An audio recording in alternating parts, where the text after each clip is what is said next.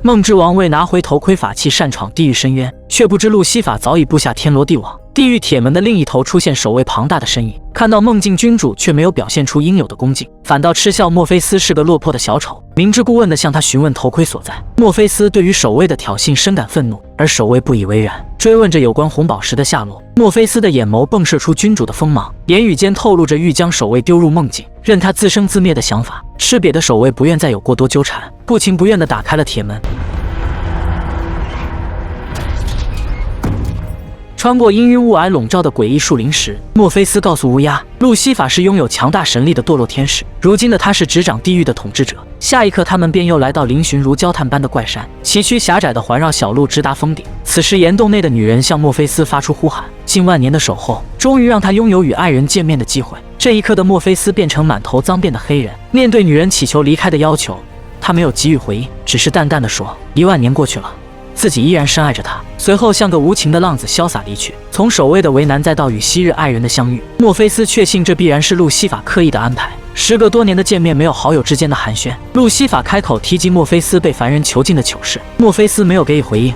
而是说自己需要头盔，现在头盔就在某个恶魔的手上。路西法有意刁难他，召唤成千上万的恶魔待在殿堂之下，说他的头盔就在他们之中，只要墨菲斯开口向他寻求帮助，自己便会下达命令取回头盔。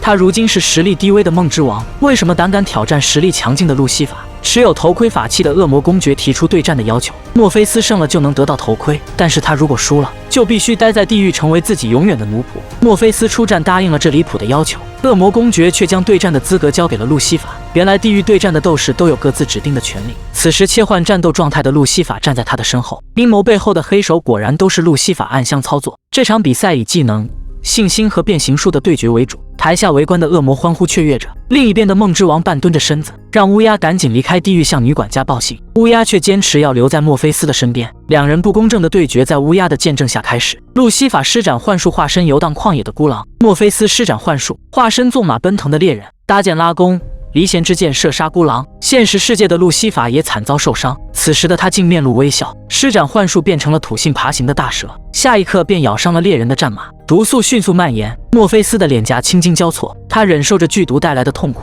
施展幻术化身为展翅腾空的雄鹰，用坚硬的喙与利爪撕开大蛇的表皮。路西法看着指尖的鲜血，脸色大变。此时的他化身为肮脏的细菌，摧毁所过之处，让所有恒温的生物死亡终结。墨菲斯跪倒在地，脸颊浮现腐烂的伤痕，但他并未死心，化身为广阔的世界，这里阳光明媚，绿草成荫，放眼望去尽是勃勃生机。路西法再度施展幻术，璀璨的焰光晃得墨菲斯睁不开眼，播散的烈焰覆灭一切的生机。虚弱无力的墨菲斯倒在地上，乌鸦极力地为他加油打气。路西法原以为自己已经胜券在握，可墨菲斯接下来的招式却让他没有招架之力。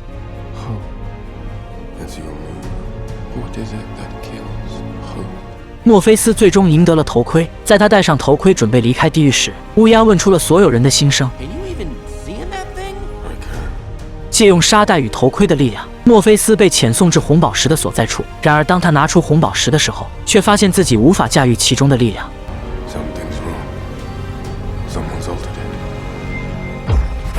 他是被关押了30年的精神病人，也是拥有强大法器的凡人，蹒跚地走在冷清的街道，太久的与世隔绝让他多了与世界格格不入的脱离感。正当约翰准备步行到马路的另一边，刺眼的车灯伴随着不断响起的鸣笛越来越近，约翰脚上的拖鞋脱落，自己也不慎在马路上滑倒。下车的女司机将他搀扶起来，或许是出于愧疚，于是询问起约翰要去的地方。紧接着身无分文的约翰顺势坐上了出租车，一路上他与新相识的女司机相谈甚欢。女司机关切地问候他的家世，他坦言自己的母亲不仅是成功的盗贼，而且撒谎成性，不经意间还说出了自己杀过人的经历，这不禁让女司机顿生警惕之心。来到加油站，他们停下车，女司机以充值为由前去便利店，约翰则表示自己关押太久，想去便利店看看有没有可口的饮料。随后在女司机结账的片刻，他慌忙请求收银员拨打报警电话，并称自己身后的男人是在逃的杀人犯。约翰听到收银员拨通报警电话，识破诡计的他拉着女司机准备离开，岂料下一刻收银员竟掏出了手枪。